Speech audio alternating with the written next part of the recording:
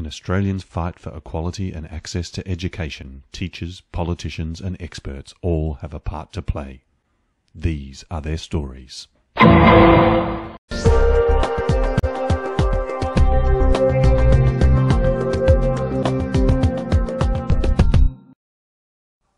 Welcome to the first edition of Neoliberal News.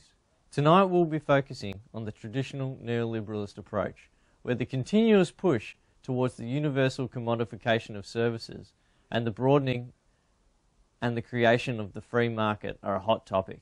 Tonight's top stories, we will be discussing some of the current issues in education, which include NAPLAN and the introduction of the MySchool website, the white paper Australia in the Asian Century, and why market reforms persistently increase inequality and the role that teachers take in this context. To our first story tonight, we cross live to Kaz, who's at Parliament House reporting on the white paper Australia in the Asian Century. The recent publication of the white paper Australia in the Asian Century focuses on 5 major points. The federal government suggests focusing on prosperity and strength, which they believe is a fair society and open, resilient economy. The second focus area is that Australia needs to develop its capabilities by investing in skills in education, by encouraging universal participation and by developing productivity and performance. Regional access requires all Australians to encourage trade relationships and developing open markets to operate and connect with the Asian markets. The fourth focus area is concerned with stability and sustainable security by building trust and cooperation with the Asian region and coordinating rules-based global order. The final focus area looks at deepening and broadening regional relationships through social, cultural, political and economic ties with our close neighbours. Australians can unlock the benefits of economic growth through these regional partnerships involving business unions, educational and cultural institutions. This paper will guide government actions up until 2025 and provide a pathway for Australia in the Asian Century. Back to you, Anchorman. Thanks, Kaz. So, what is the neoliberal agenda? Here to interpret this for us is expert sociologist Raywin Connell. Thanks for having me. Since the early 80s, there's been a growing trend in policies around creating free markets because a growing number of policymakers, elite business tycoons and socially advantaged people believe in the benefits of a growing economy. On the face of it, it seems logical. A country can't run on a deficit, so it should strive to operate in surplus. However, neoliberal policies go deeper than this. They seek to make markets wider and create new markets where there were none. Expanding the terrain of profit-making is their definition of development.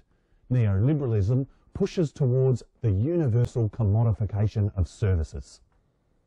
Australia in 2014 now has an entrenched NAPLAN testing program, and along with the introduction of MySchool in 2010, has provided the identification of schools needing allocated resources and benchmarking students against national standards. But the implementation of these two programs has seen its critics. We now have Education Minister Chris Pyne from the Liberal Party and Principal of Whoop Whoop Primary School, Ben Butler, to discuss the issue. Chris Pyne, do you feel that these two programs that provide school rankings divert funds from the public sector and disadvantage lower socio-economic groups whilst bolstering the privatisation of the education market? These programs don't advantage the private sector in any way. It allows the government to determine schools that need the funding and resources in order to achieve national and international standards. However, growth and prosperity through the privatisation of the education market will boost our Australian economy. Ben Butler, you're the principal of Whoop Whoop Primary School. What do you think of these comments? Chris Pyne, along with the rest of the Australian government, have scripted NAPLAN testing to the implementations of the MySchool website to be of benefit to the society. However, the genius of MySchool is to make a vast public display of the losers, school by failing school, to a centrepiece of national education policy. They are able to persistently draw attention to the underachievers, the at-risk, the non-performers, the failures, pockets of poverty, the bad schools and bad families.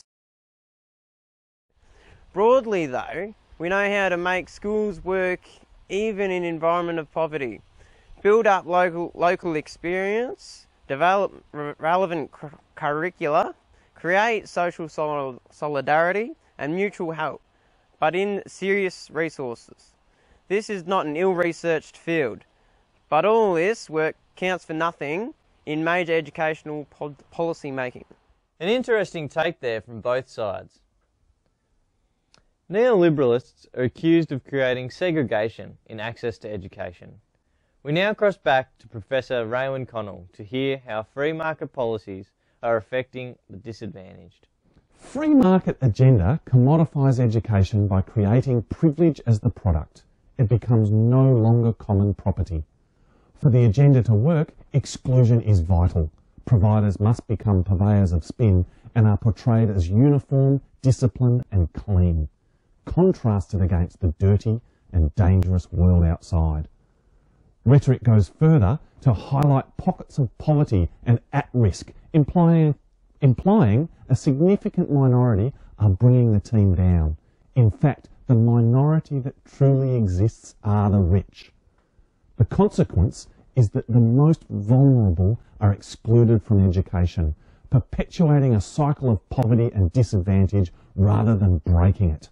Finally, as the elite tightens their grip on media and free speech, making public rigorous debate impossible, I implore educators as change agents to help build alternative spaces where critique, expression and alternatives are proposed. We now have 3 teachers from a range of schools across the country to discuss the issue of how these reforms and others have affected their practice and how they plan to be agents of change for the future. First, we have Max Power from a private Catholic college in Melbourne's East. Max, how have these reforms affected your practice, and do you plan to be an agent of change in the future in relation to this topic? With the implementation of My School, everyone can now see our outstanding results and make informed choice on where to send their children. Our funding is reduced because of the ability to compare schools, and we are being punished for achieving what we are renowned for, outstanding results. If we decide to go in the direction of free market, we'll be able to take advantage of the recommendations provided by Australia in the Asian Century White Paper. Thanks for that, Max. Now we cross to Susan Thomas, who teaches at a public secondary school in Sydney's West. What do you think of Max's comments, Susan? And will you be doing anything to be an agent of change for the future? Okay, well Max isn't being punished because being in the private sector of education, you are able to rely on client funding. However, if we are performing well as a public school, we will be generally strapped for resources as funding will be directed towards the lower performing schools. In terms of being an agent for change in the future, I would like my teaching practice to reflect a more equal approach to my students and not compare individuals, classes or schools to decide where resources are needed. Thanks, Susan. Last we have Cheryl Beryl, who teaches at a Steiner school in far north Queensland. What do you think of what's been said, Cheryl? And have these reforms affected your alternative schooling practice? G'day, Cheryl Beryl here. I can see the value of both sides of the argument, but I feel as though the implementations of the NAT plan and the My School website is a step towards becoming more and more of a neoliberalist society. Having the students come from a variety of backgrounds, well off and living in poverty, it would be good to see students not being compared, but still receiving the equal opportunity from the education system. There you have it, a few different sides of the neoliberalist argument within education. Thanks for watching Neoliberalist News tonight, and we'll see you tomorrow.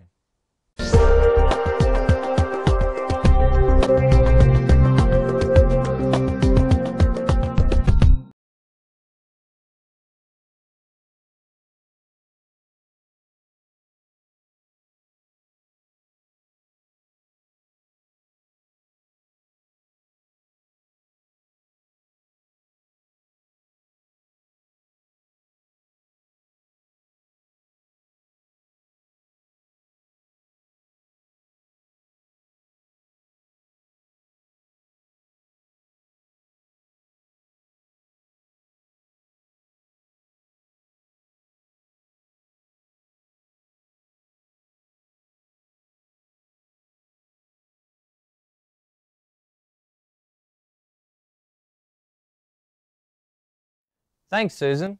Last we have Cheryl Beryl, who teaches at...